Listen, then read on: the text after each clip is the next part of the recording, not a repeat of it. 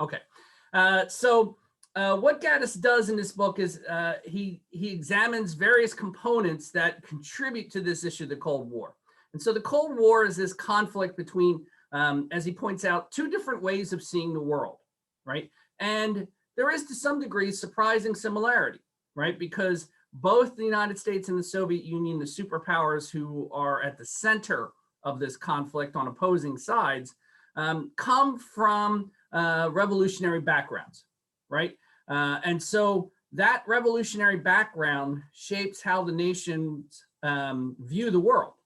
And there's a couple things to take from it, right? So just in a thumbnail, the rhetoric of the American Revolution. What are some of the two phrases you see often associated with the American Revolution? Pauline.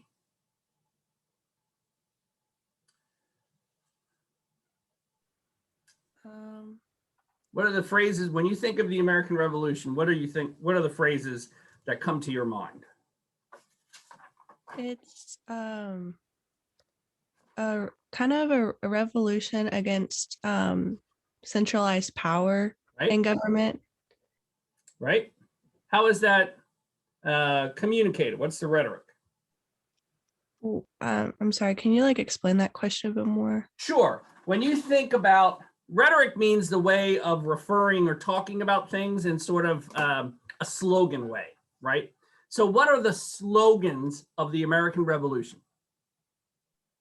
I'm honestly not quite sure. All right. How about if I tell you one of them has something to do with taxation? Oh, then no taxation without representation. Okay, so that's sort of the rhetoric, right? That's the rhetoric of the American Revolution. No taxation without representation. That's an issue of property, right? And as part of the American Revolution, property is part of this discussion, right? Okay, what's the other phrase often, or one of the other phrases often bandied around? Don't tread on me. Don't tread on me, right? Which is about signaling resistance to centralized power control in the form of the king and parliament, right? What else? Give me liberty or give me death. Excellent, right? So that's the other organizing pole around which this revolution revolves, right? So you have the issue of property, right? No taxation without representation, and give me liberty or give me death. This is individual liberty. So for the United States, its nation was born with revolutionary slogans that talk about individual liberty and individual property rights. That is a key organizing component. And as Dee points out, there's a concern or a fear, I would go beyond concern, I would say a fear of the dictatorial powers of a strong centralized government, right? So they're revolting against the king, even though it's the parliament who's imposing this legislation on them, right?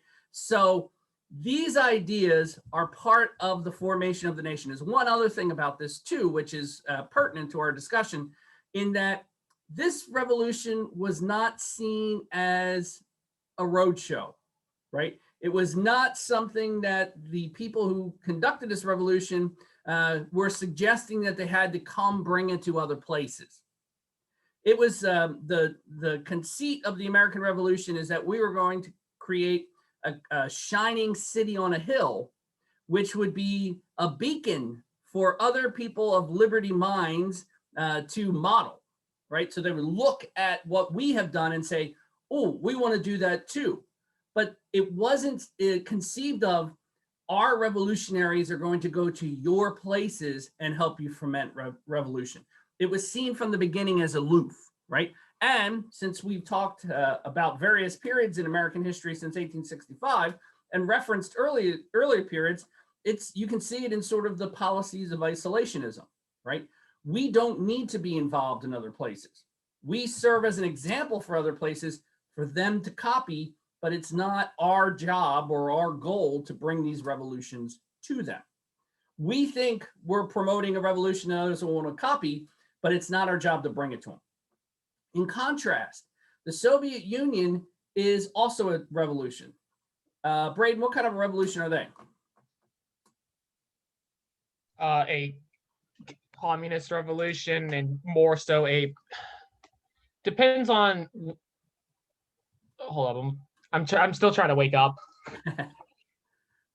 They are a communist revolution that is, and then this particular branch that ends up taking over the Soviet Union is very anti-capitalist. So in the end, they're all for the people. Okay, good. And And the people are organized in what fashion? How do they? Collectivization. Right. Collectivization, absolutely. But all the people are all of the same what? Class? Exactly. Right. They're all members of the working class. Is this working class just a peculiar function of Russia? No, it is a function of pretty much every industrialized nation at this point. Very good. And that's a key difference, right? So the Russians have a revolution. They overthrow the monarchy ruling over them, but their revolution is different because it's envisioned as the opening stage of an inevitable scientific progress. The movement of capitalist to communist societies is inevitable for these revolutionaries, right? And it's not a function of Russian history. It's a function of the system of capitalism in which the workers are exploited. And the workers is a consciously chosen term because it's not the Russian workers, right? It's not people just in Moscow. It is the working class, which extends around the world. So the solidarity of the workers in all nations unifies them in this march of history, scientific march of history, as the Marxists would call it, right? So this idea from the outset is a revolution that's overturning the old system, right? That's what the United States did. And that's what revolutions do, right? Is they toss off the old system. But for the communist revolution, the idea is the communists are in the vanguard of a movement that's going to sweep the globe, right?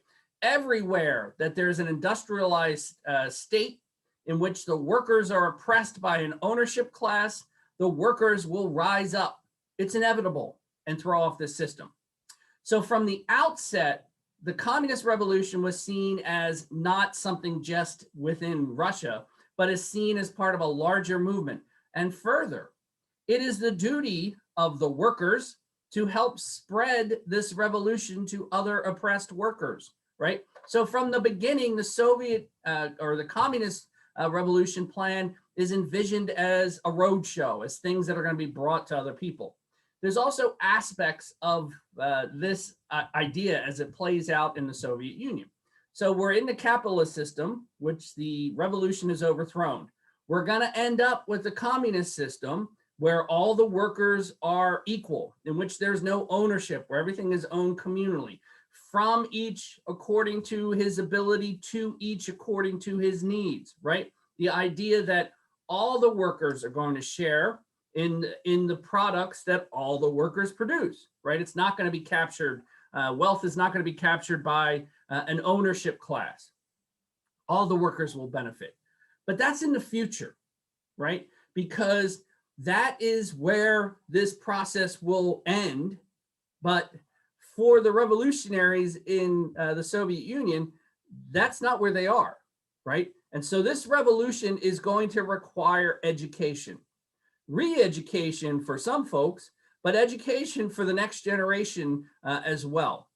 Educated in what communism is going to be, right? So this process, this revolution is not finished. It has not ended with the communist state that they envision. It's still in the process of evolving, I suppose. While in this process, the revolution is under threat. It's under threat by people who are resistant to it within the state, within Moscow, right? Who want to reverse this, the counter-revolutionaries and recidivists, as the rhetoric would run, right?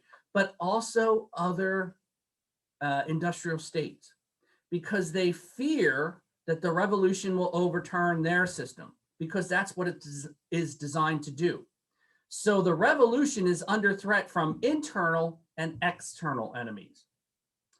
To protect this revolution, you need a powerful strong man.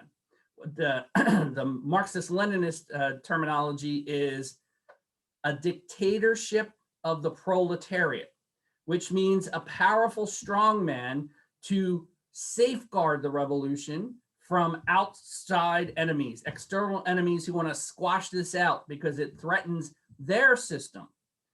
So the dictator of the proletariat, this dictatorship of the proletariat, is tasked with two things.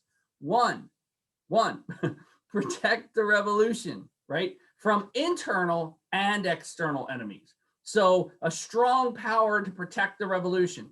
Two, educate the people, right? They need to be trained in this new way of seeing the world, the new scientifically advanced way of seeing the world, right? So this is something that is part and parcel of this responsibility.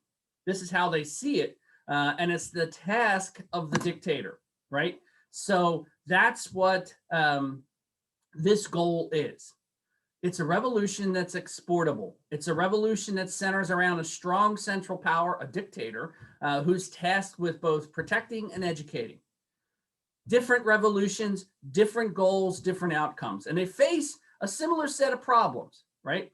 The conclusion of World War II has led to the complete destruction of parts of the old order. So much as it followed World War I, a new order will be born. What shape will this new order take is a question. And more important to some of the actors involved in this drama is how will they maintain security, right? How will they maintain peace in this new system?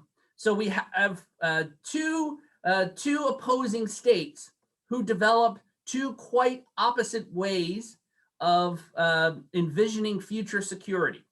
Grady, give me either the United States or the Soviet Union's ideas of security. How is it going to work?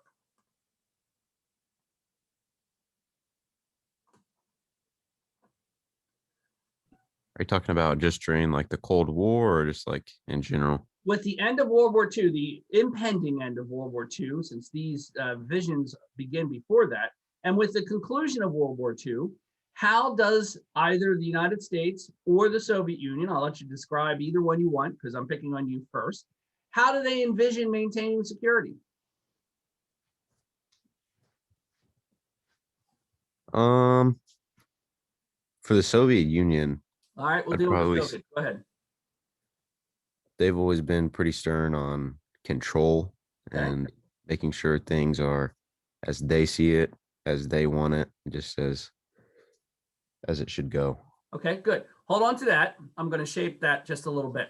So let's shift our perspective to the Soviet Union, right? They have legitimate security concerns. Twice in a little over a generation, German forces have swept through weak Central and Eastern European states to threaten the homeland of Mother Russia. In the first, it led to the toppling of the government, fostering the Russian Revolution that eventually installed, after that bitter civil war, a communist government, right? But the impetus came in the form of German and German allied Austro-Hungarian forces invading into Mother Russia. So they were attacked by these powers from Germany, right? A little over a generation later, the Soviet Union is again, or Mother Russia is again attacked by powerful German forces that swept through weak Central and Eastern European states, and in this case, swept right to the gates of Moscow, leaving an enormous swath of destruction that cost somewhere between 24 and 27 million Soviet lives. This was immensely devastating to the Soviet Union. So what are their security concerns, and why are they legitimate? Well, we talked about why they're legitimate, but how are they going to resolve this problem? That was a long way to get back around to you, Grady. How are they going to solve this problem?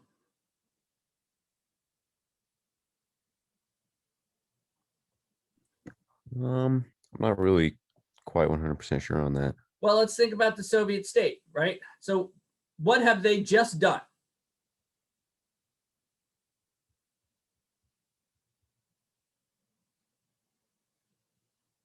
What have they What do you just mean done? Yeah, what did they just do? in terms of like what? The war.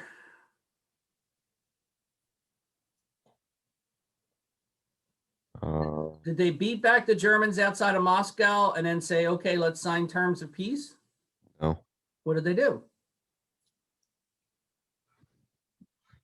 Are you just talking about all the casualties they suffered? I'm talking about the Soviets. What did they do? The Soviet contribution to winning the war. How's that? To In be World War the- II? Yes, victory in Europe. Stalin was offered some land if he would. No, hold it. You're talking about what they're getting as part of negotiation. I'm asking, what did the Soviets contribute to winning the war in Europe? It was just troops, right? They had a Right? lot What of did they troops. do? The troops staved off the capture of Moscow, right? Is that all they did? Braden, you want to help them out? So what the Soviets ended up doing is, one, they provided the highest military and civilian loss of the war. Okay. Two, they essentially just steamrolled over Eastern Europe all the way to Berlin. Okay. And So when and you that- say steamroll, let's be a little bit specific. What did they do? you mean like they fought their way through Okay. and distracted them from Who did they fight? the Germans Right. and their So, Hungarian. and who fought them? Who fought the Germans? Yeah, Oh, basically the whole world at that point. the Soviet army, Yeah. right? The big Soviet army at enormous costs of untold gallons of blood evicted the Nazi forces from the Soviet Union and drove them back to Berlin, which they captured and stomped all over with their Soviet boots, probably US boots, provided to the Soviets. And so their big army had captured all that territory from Moscow to Berlin, right? Somewhere around 12 million people. They inducted men and women into their army, right? And so this big Soviet military had just captured the capital, Berlin, and pretty much all the territory. There's, I have those maps linked up on Blackboard, right? All the territory back to Moscow. What are they going to do with it? Think about their security vision. So I'm going to turn it back to you, Grady. So now we know that the Soviet army, a big one, has captured all this territory, right? And you've suggested that the Soviets have suffered grievous losses, right? And I suggested that the long-term issues are that the Soviet Union has been invaded twice through this territory. What do you think a way of protecting Moscow would be? To really strap down and try and improve their defenses and stack everything up. Okay, so strap down. What do you mean by strap down? Let's be specific here. Just getting weapons and proper resources to fight a battle, and if it did drag on, to be equipped to keep going and not just Okay, lose so, because of lack of resources. so we're speaking abstractly here. We have a Soviet military which has marched from Moscow to Berlin. Behind that Soviet military who's in Berlin stand huge Soviet armies who have captured this territory. Territory that was conquered by the Germans, right? By Germany. That was previously states like Poland, an independent nation, captured and dismembered between the Nazis and the Soviets here. Czechoslovakia, Yugoslavia, Hungary, right? Territory that the Soviet army has recaptured, evicting the Germans.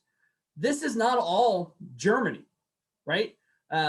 these are German state, or these were states that were captured by the Germans, and now they've been recaptured by the Soviets. All right. So what are the Soviets going to do?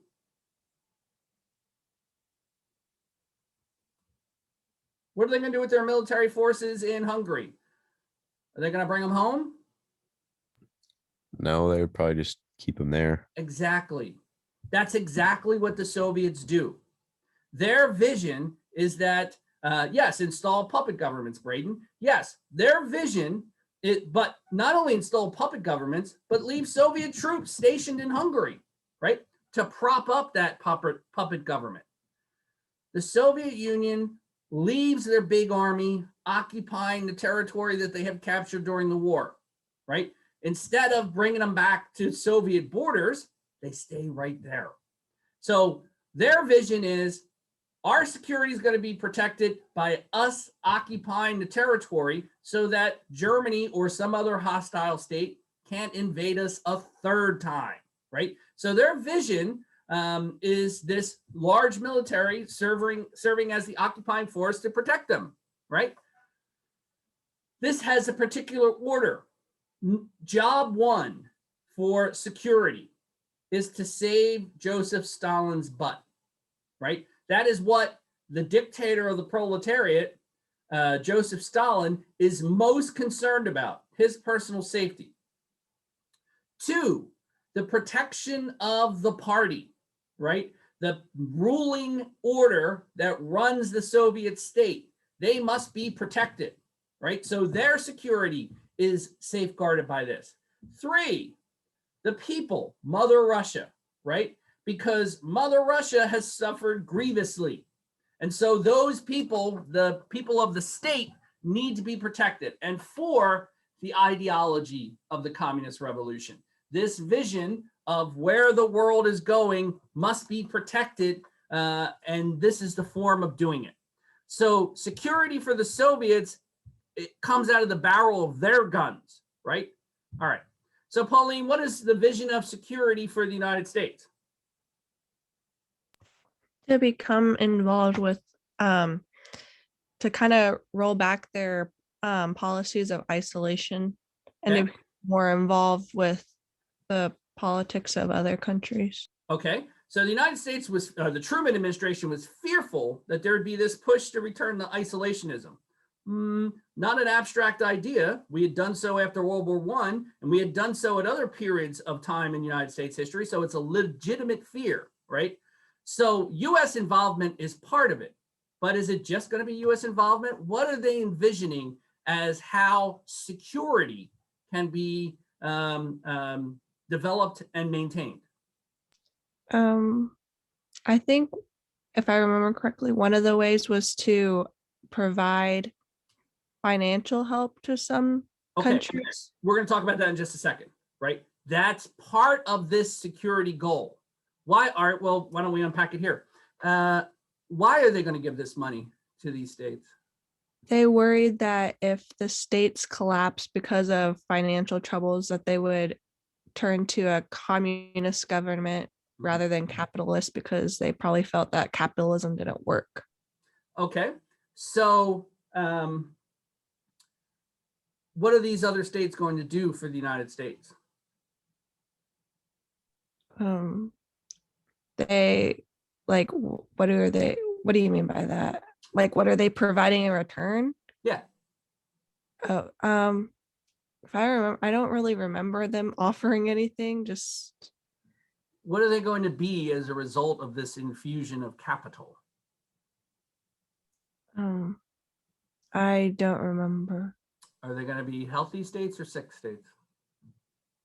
They're going to use the money to keep on surviving, and is health. it just about giving them, if we're just allowing them to survive, are we just going to give them money for food? No. Okay. What is the purpose of giving them this money? So that they can build up their own governments and military. Okay. And when they build them up, what is the United States expecting them to do? Probably to be allied with them. Exactly. Because the United States is envisioning security as a collective action, right? That is what they're envisioning. So they want this security to be collective. You're thinking about it a little bit further down the line, which I'll tie back in a second, right? But it begins with Franklin Delano Roosevelt, right? Franklin Delano Roosevelt is looking at the prosecution of the war. How is the war being prosecuted?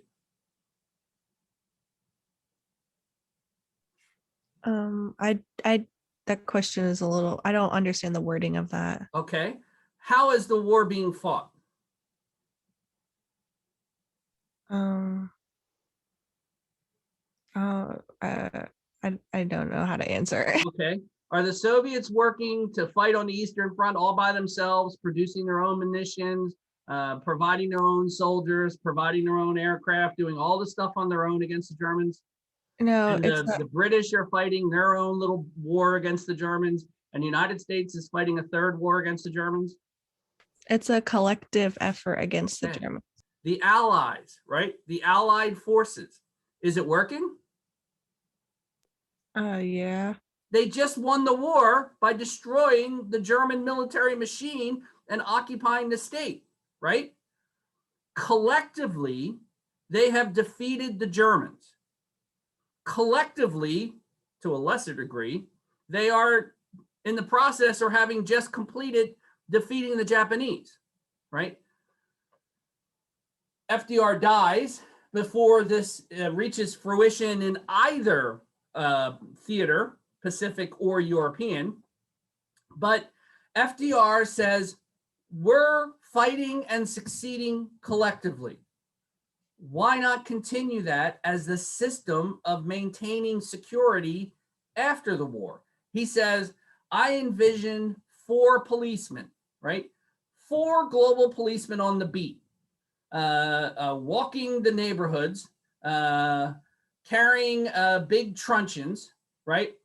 So that if people get out of line, they can beat them into submission, right? And who are these 4 policemen as Franklin Delano Roosevelt envisions it? The United States, yes, so they're involved. The Soviet Union, Great Britain, and depending on his mood, either the French or the Chinese, right? Collectively, they are winning the war. Collectively, FDR argues, we can maintain the peace, right? That's his vision for the United States to get security. It benefits the United States. So that vision is not one the Soviets embrace, right? For the Soviets, they say, we'll take care of maintaining our security ourselves, which is occupation of these other states, right? We'll talk about their matter of occupation in just a second, right? Collective security is what the United States envisions. The Soviets are not interested, but their vision of collective security remains. That's the purpose of helping these states recover. Because if these states recover as healthy states that their citizens embrace and feel they have a future in that state, they're not going to have revolutions and join the other side, right? So now we're talking about splitting into 2 different organizations of the world, right? But these healthy states can ally with us and help maintain, prevent the Soviets from taking over the world, right? In effect. 2 different visions. They're in conflict, right? And so that conflict results in different approaches during the Cold War. Part of this problem is that for the United States, they didn't understand what was going on because the Soviets had negotiated apparently in good faith during the war because they honored all their commitments, right? But now promises made during the war and promises made at the end of the war, the Soviets were no longer doing. And the United States was puzzled. The United States said, the Soviets promised to do X, Y, and Z, and they're not doing X, Y, and Z. Why not? It benefits both of us in this collective security world, right? If we get along, why are they acting in a different fashion? Alfred, I saw your note about the problems in Chakra Hall. So now that you're here, let me pose the question to you. This puzzlement in the Truman administration was solved by George Frost Kennett, who wrote what's called the Long Telegram. And then he wrote an article called the Mr. X article in Foreign Affairs that further elaborated his point that he called the sources of Soviet conduct, right? So Alfred, what is Kennan arguing?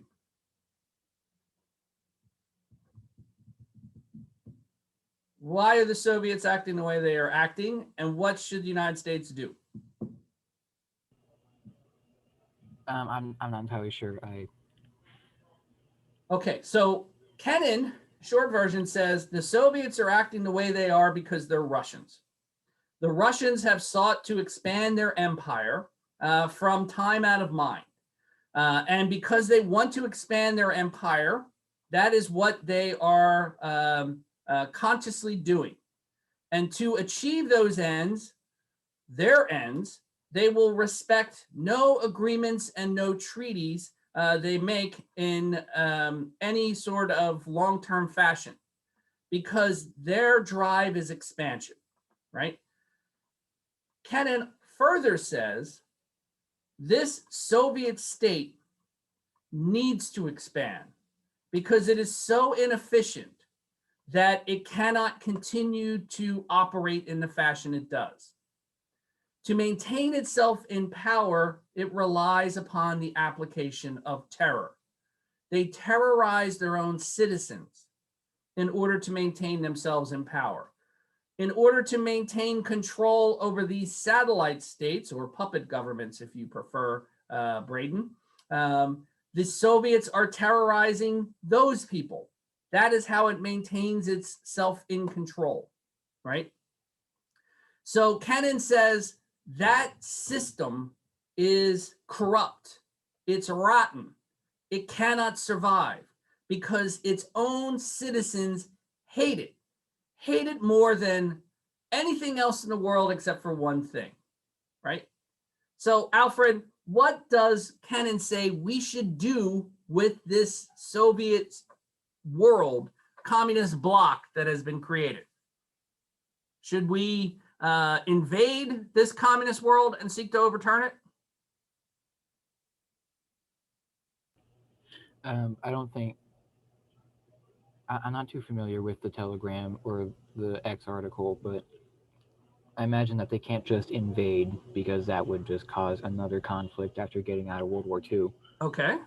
Why? So yes, that would be bad, but why would it be bad for Kennan in terms of this? I guess the U.S. just doesn't have, or I guess it could just not have the resources to have an invasion, but also it's not in the interest of the U.S. to invade. Okay. Both potentially true. But for Kennan's theorizing, he looks at the experience of World War II. Did Joseph Stalin suddenly become someone who terrorizes and murders his own citizens when the Nazis invaded? Alfred? No. No, that's how he maintained himself in power, right? That's not, Kennan doesn't say, oh, they suddenly changed the way they act because the Nazis invaded. He said that's the way the Soviet state acts, right? So when the Nazis invaded, did the people rush to the Nazis and bring them flowers and say, let us help you overthrow the government? Alfred? No. No, what did they do? They started fighting back against German invasion. Okay, they fought to protect Mother Russia, because the only thing the people hate more than their own government is another government coming in and trying to take it over. So this is the logic that Kennan says. He says it is counterproductive to try started exterminating them. Braden, it depends on what you're talking about. The first states that the Germans captured on their drive into the Soviet Union? Braden, I'm sorry if you didn't see the question or answer. Braden said, at first the people embraced them, right? In some places they did, especially in Eastern and Central Europe, because those are places that were occupied by the Soviets. So the Latvians were gobbled up by the Soviets at the start of World War II, right? And so they have no love for the Soviets. The Ukrainians were forcibly starved by Joseph Stalin in a man-made famine to induce Soviet control over the countryside. They don't have love for Joseph Stalin, right? So the first places the Germans invaded were the places that had been conquered and occupied by the Soviet state. So there wasn't a lot of love for them, right? It's when they continued to drive that they begin to encounter the Russian people. And the Russian people have no interest in the Nazis coming in and taking over, right? They may feel oppressed by their own government because they're oppressed by their own government, but they have no love for the Nazis. And of course, the Nazis view these people, these Russian people, as Untermenschen, inferiors, right? Because they're Slavs. They're not Teutons or Aryans, depending on how you want to define it, for as the Germans perceive themselves. So they considered the Slavic peoples inferior, and so those folks were not going to be embracing the Nazis as they arrived, right? Folks like Latvia and Lithuania, who were conquered by the Soviet Union, their state was carved up and taken over. They did embrace the arrival of the Germans, but not the people of Mother Russia, right? So the people of Mother Russia, they hate their government, but they hate other governments more. So Kennan says, if we seek to unroll or unravel this Soviet control by directly invading or some fashion, he says it will engender support for the state, the Soviet state, because they hate foreign invaders, right? Kennan said, in fact, the Soviet Union requires foreign invaders as somebody you can identify as threatening the homeland, right? To rally support. So he says it's counterproductive. So Alfred, I'm back to you again. So what does Kennan recommend? It becomes the policy of the United States, although modified throughout the entire Cold War, their plan. What are they going to do?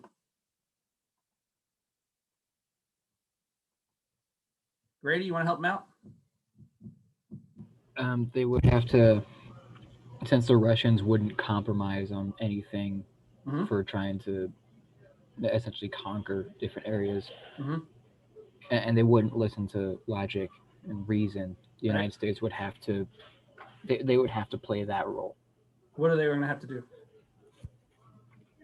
They would have to, in their minds, be the voice of reason against. Yeah, but the Soviets aren't going to listen to a voice of reason. According to Kennan, what will the Soviets listen to? Hang on, let me just look it up real quick.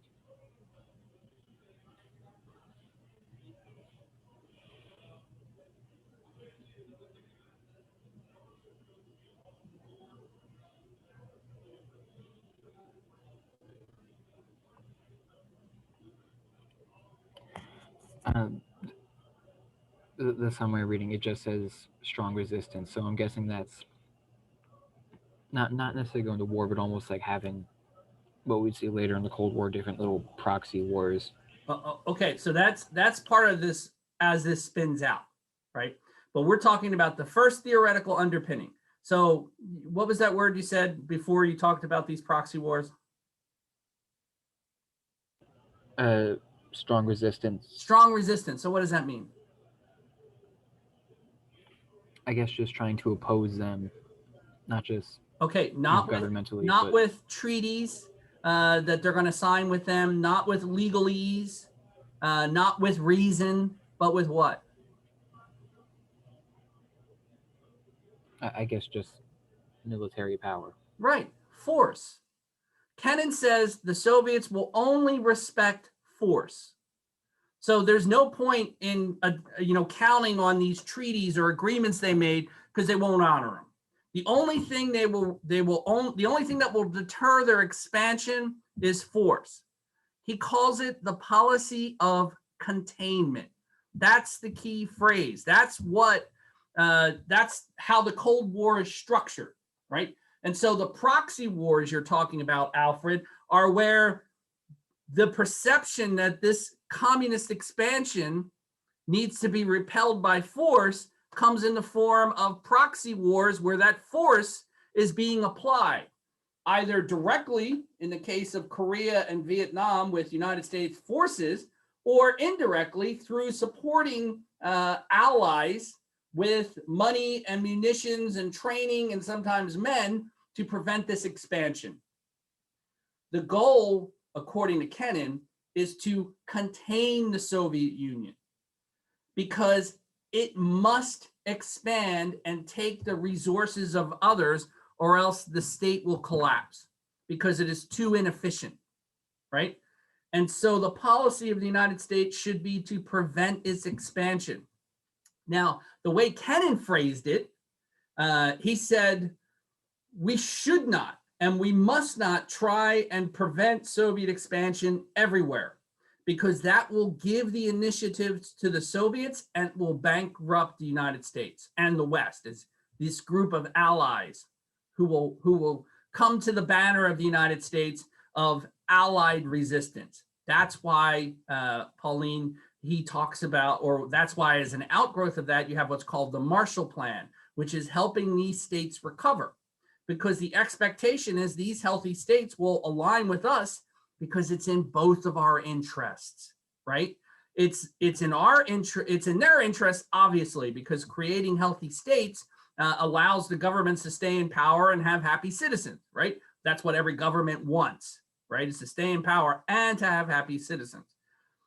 The United States will benefit because these healthy states will find that their interests align with the United States, because our interests aren't in dominating these states and occupying them and terrorizing their citizens, as the Soviets do. Our goal is to have a system in which we flourish. How do we flourish? Well, places where we can trade, right? Places where we can sell stuff. Places when somebody gets out of line, we have people to help us keep them in line, right? Instead of American blood and treasure being spilled in conflicts, all of us spill blood and treasure, and combined, we share the burden, and we're also more powerful, right? That's how the United States envisions the world with security. So Kennan's policy of containment is built upon this simple idea. The Soviet system is corrupt. It will collapse of its own rotten weight. In fact, he says, we don't have to overturn the Soviet government, right? Because their own citizens will do it, because their government oppresses and terrorizes them. And that is not a system that engenders loyalty.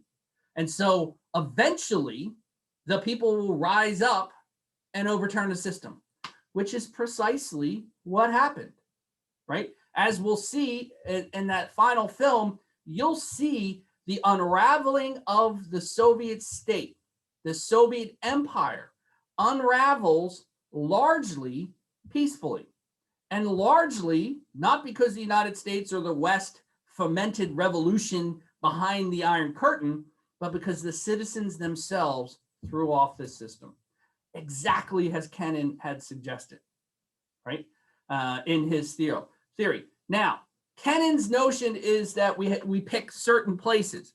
That got changed in a document known as, that becomes a policy known as NSC 68. And NSC 68 said the United States and the West should seek to stop communist expansion everywhere, right? And it's because it had a vision of the Soviet Union as the puppeteers for all sort of communist insurrection. So when the Chinese Civil War ends with the success of the Chinese communists and Mao Zedong in overturning and chasing out the nationalist government under Chiang Kai-shek, turning the island of Formosa into the nation of Taiwan, right? When Chiang Kai-shek fled the Chinese mainland and fled to Formosa, turning it into Taiwan, the United States didn't see this as part of a Chinese civil war. They saw this as part of Joseph Stalin's plan for world domination.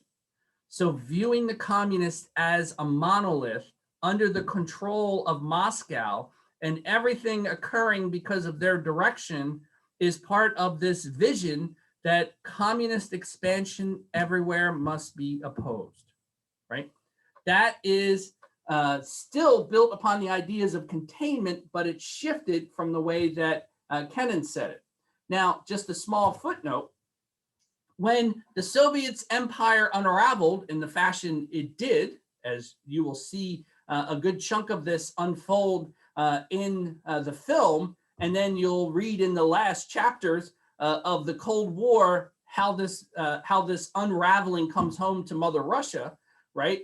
As this process unfolds, a newspaper writer must have paid attention in his US history since 1865 class and remembered this discussion about containment and remembered Kennan's formulation of it and went to write an article and look, as part of writing up the article, you look up the obituary of the guy, the theorist who came up with this concept and was surprised to discover Kennan was still alive, excuse me.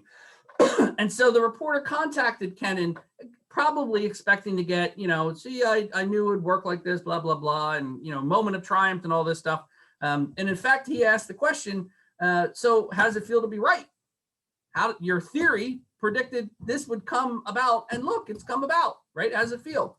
And Kennan, by all accounts, was an irascible man, and so didn't respond in the fashion that the newspaper writer thought he would. He said, if I thought it would take this long, I never would have offered it as a policy. He said, because I would not have believed that the American people would have had the patience and the discipline to see it through this long. And then he complained about how his policy of containment had been changed with NSC 68. This policy of containment is the organizing principle for the United States effort during the Cold War.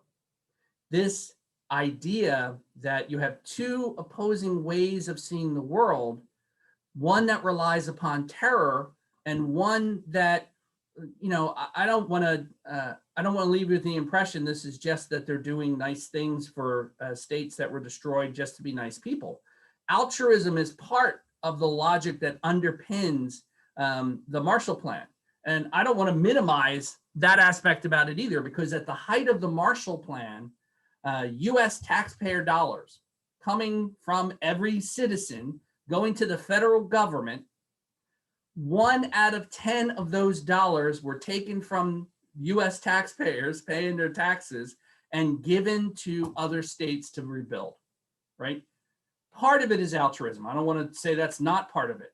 But the United States wants to rebuild these states for the reasons of creating allies, Pauline. And there's also the function that states that are rebuilding and people that go back to work and need to buy stuff, well, they need to buy stuff. All of these places where these people are now starting to make money are still devastated. But guess who produces a lot of shoes? Guess who produces a lot of steel? Guess who produces a lot of concrete, right? A lot of things that can be used to rebuild nations. Well, the #1 supplier by far is the United States. So it's also going to help the United States by creating our buyers, right? They're going to start rebuilding highways. That's going to require asphalt and concrete. We have a lot of it and want to sell it. It's going to require lots of steel. Yeah, we're producing steel. We're looking for somebody to buy it, right? So there's a lot of things bound up in this, but the overriding concern is that By creating healthy states, we create allies, right?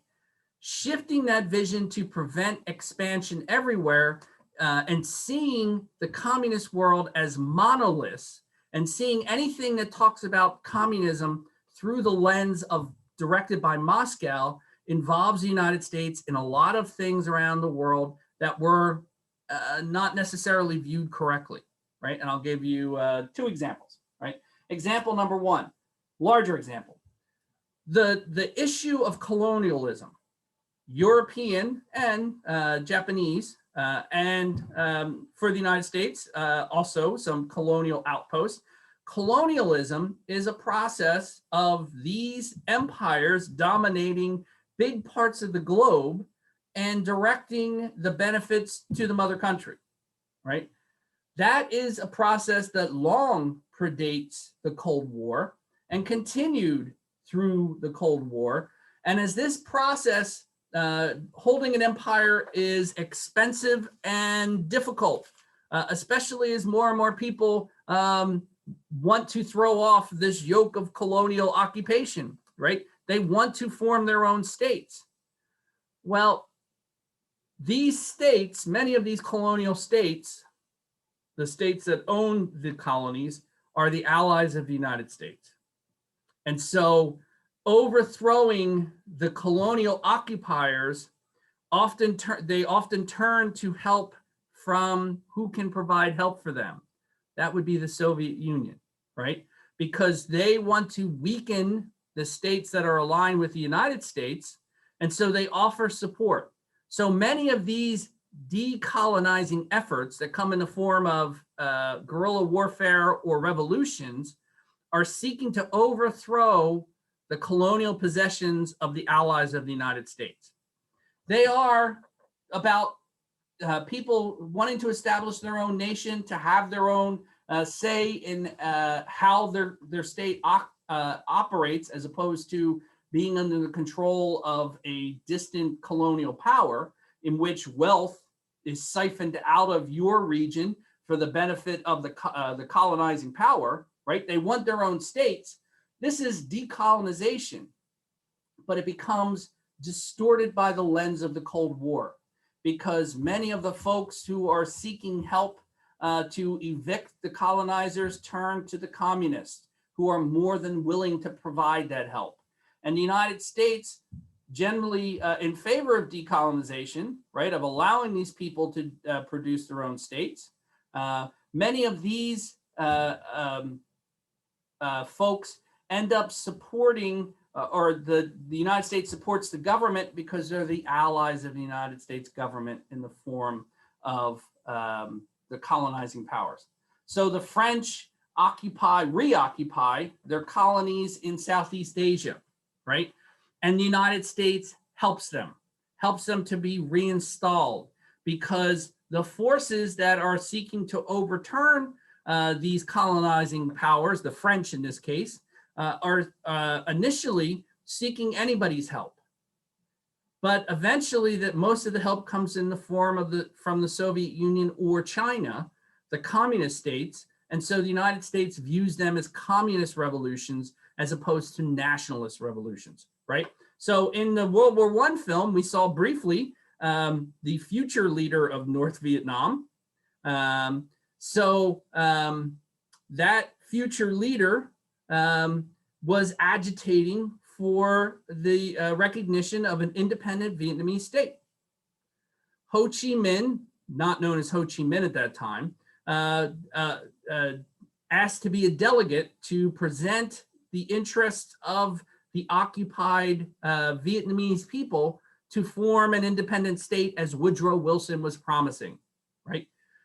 During World War II, the French are evicted and the Japanese take over. And so Ho Chi Minh fought against the Japanese, another colonizing power, because he wanted to create an independent Vietnamese state. And in fact, during World War II, they were assisted by the OSS, which is the predecessor of the CIA, who dropped weapons and dropped in some trainers to help people in the larger area of Vietnam and Cambodia and Laos and parts of Thailand to fight against the Japanese, right? And so the US supplied these things to help Ho Chi Minh fight against the Japanese because it was in our interest. With the war concluding, Ho Chi Minh declared the independent state of Vietnam. And if he had turned it in as an essay, I would have, our system would have flagged it as plagiarism because he lifted big chunks of the Declaration of Independence and inserted it, right? This was an attempt to draw the favor of the United States. And there was a debate in the United States, what are we gonna do with places like Vietnam, where these folks have fought with us to help evict the Japanese, but they're former colonies of, in this case, the French, but it could be the colonies of the French, the British, whatever, right? So Ho Chi Minh was hoping to get US support, but instead the debate was settled in favor of favoring France. And France said, in order to be a healthy state, we have to get our colonies back. And so the United States allowed the French to reoccupy their former colonies of Southeast Asia, right? The United States didn't necessarily favor the reestablishment of colonialism, which was on its dying days anyway, as the unfolding decades demonstrated, but was convinced that a healthy France would help serve as a bulwark against Soviet expansion. And so that's how the United States came to be aligned against the Vietnamese nationalists, who first led a revolution, a guerrilla war against French occupiers. And then with the establishment of a South Vietnam, protected by the United States as a non-communist state, then the communists of North Vietnam sought to overturn the government of the South. Instead of seeing it through the lens of a nationalist struggle for national identity, the United States saw it through the lens of communist expansion, right? It's, you know, you can see it in retrospect, but at the time, they had a different vision of how this decolonization was happening, not as a nationalist effort, but as a communist effort. And, you know, I'm presenting sort of stark differences. They're not really binaries. There's a lot of bleeding over of the two, right? They may be a nationalist and want to embrace a communist system. So that sort of proxy war business is an outgrowth of that. Now, for Gaddis, part of the organizing structure of his approach to the Cold War is that he says individuals are immensely important as well, right? So I would say, you know, in history, there had been a long time. So, you know, just thinking about the Luchenberg book, it's Franklin Delano Roosevelt and the New Deal, right? So a lot of, for a long time, a lot of history focused on individuals as the driver of history, right? And so as sort of an attempt to de-emphasize the roles of individuals, there's been an attempt to look at more systemic things related to change. And I was doing it right there a little bit, talking about Ho Chi Minh as a nationalist in a decolonization movement. But you can't minimize the fact that Ho Chi Minh was a prominent individual who was involved in this and was an actor in the historical narrative as well. So Gaddis says there is some important historical figures who played a role, right? One of those important historical figures is Ronald Reagan, that Gaddis sees as promoting a somewhat simple vision of the trajectory of how things should relate between the United States and the Soviet Union. According to Gaddis, Reagan had the policy of the simple notion that the Soviet Union would fail. And so any programs to lessen the burden of the government on the Soviets was misguided, right? So what does that mean? That means that the process known as détente, which is negotiations designed to limit tensions between the Soviet Union and the United States, were misguided because they served to lessen the burden on the Soviet state.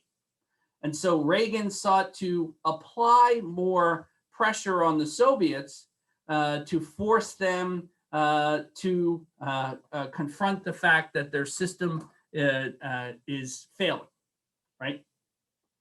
In these efforts, he had an ally in the form of Margaret Thatcher, another prominent figure who aligned British interests with United States interests in sort of putting pressure on the Soviet Union. You have the figure of Pope John Paul II. He is a prominent figure because he's from behind the Iron Curtain, right? He's the first Polish Pope. Poland, of course, occupied by the Soviets. And this system is one that that internal resistance in the form of resistance to communism and communist teaching and embracing, in this case, Catholicism, but the idea of religion in general puts pressure on the Soviet system. So these prominent individuals, as Gaddis sees it, are part of shifting this narrative from propping up inadvertently the Soviet Union in the form of détente to putting more pressure on the Soviet state. And Gaddis credits that with why the Soviet state cracked when it did, right? Or contributed to that crack. The other aspect that plays a role in that comes to a head with the fall of the Berlin Wall is that the business of occupation for the Soviet Union was an exhausting effort. To terrorize people, to continually surveil and investigate and eliminate people you see as a threat is an exhausting effort. And so that effort cost both a lot of intellectual energy and a lot of financial energy.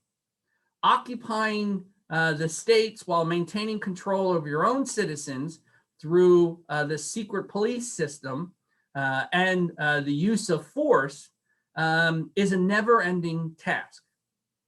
And it also is a task that is inefficient, right?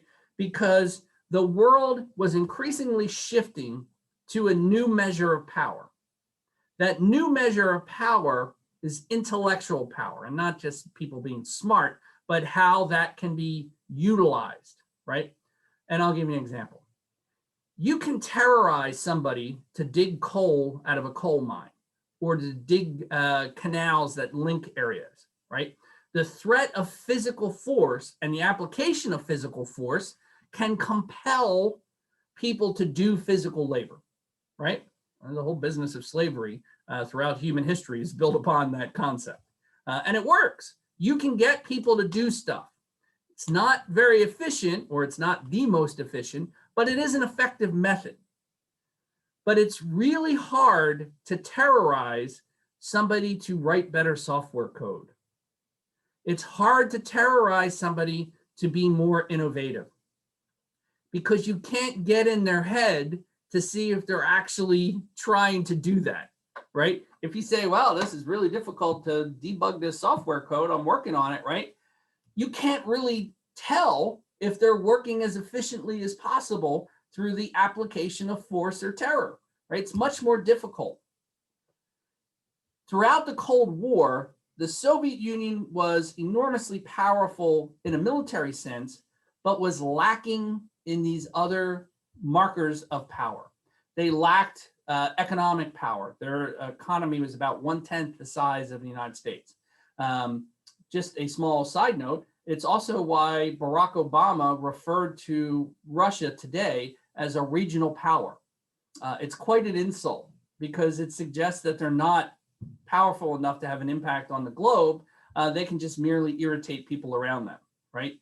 That was true for the Soviet Union. They had the ability to project their military, not as efficiently as the United States, but nonetheless successfully. But they lacked these other markers of power. Their industrial infrastructure was behind. Their economic productivity was woefully behind, was a small portion of what the United States could do, and was continually being outstripped because in the arenas of technology and innovation, the United States was making leaps and bounds that the Soviets could not keep up with. I'll give you a simple example. The Soviets were reduced, and this was part of the, near the end of the Soviet Union, this was part of a concerted effort by the Soviet state. The Soviets were reduced to stealing gaming technology from the United States in order to get the computing power they needed.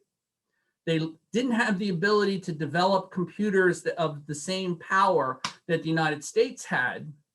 And in fact, they lacked the ability to manufacture it as well. So it was difficult to get the computers that the United States was using for their work. So they went out and purchased games that were being like Atari games and like the platforms that they were built on. They're powerful platforms at that time, and they're even more powerful today, right? But the fact that you're reduced to trying to buy these things on the black market in order to get the computing power you need is probably a sign that your system of production is not keeping up, right? That you're reduced to stealing our stuff. So the Soviets were falling behind. And this was something that previous Soviet leaders had recognized. But you face that conundrum, right? The Soviet state maintains itself through terror. But in order to have people be more innovative, more effective, better working within the system, you have to give them a certain amount of freedom, right? But in giving them that freedom, the first thing these more free people want to do is get rid of the terroristic occupation of the Soviets. And so over the course of the Cold War, the Soviets struggled with this problem and they never developed a solution, right? When Stalin died of a stroke in the middle of the Korean War, eventually, it took a couple of years because the exchange of power in the Soviet system was not simple. Eventually, Nikita Khrushchev came to power. And when Khrushchev came to power, he recognized the limitations of terror. And so sought to make the Soviet Union more attractive in its occupation by giving a little bit more freedom to the people. But as soon as he did so, it led to rebellions in East Berlin and into a larger scale in Hungary in 1956. And so faced with what do, the Soviets responded by running over the protesters with tanks, right? In 1968, the Soviet Union again faced this problem and sought to loosen the control a little bit. And it led to what's called the Prague Spring, where in Czechoslovakia, the people sought to evict the Soviet occupying forces and select their own government. This was a position that the new premier, Leonid Brezhnev, could not tolerate. So the Soviet tanks ran over the protesters in 1968. 1980-81 in Poland, same problems. Now there's the embrace of the Solidarity movement, a movement of freely electing your own people. In this case, the Soviets relied upon the threat that they were going to run people over with tanks, and they had the Polish state impose martial law and arrest everybody. What you see in the film is this process again come around, only now there's a new military or a new premier in the Soviet Union, Mikhail Gorbachev, who has come to embrace the fact that the Soviets continually fall further behind and that the Soviet state was bankrupt. And so this attempt to modify the Soviet Union while also recognizing the limitations are what is behind the film. All right, so the film's linked up there. It's CNN, the Cold War. When the wall comes down, answer the questions that are on the discussion board, and same format for the test. For the final exam, I'll send you an email, and then you'll have, I don't know, 2.5 hours to submit it to safe assignment. All right, so I'll send you the test next week. If you have any questions, I encourage you to post them on Blackboard, not just the questions that are asked, but also there's an open forum. So if there's things you want to clarify or whatever or discuss, I encourage you to do that. And I'll see you next week.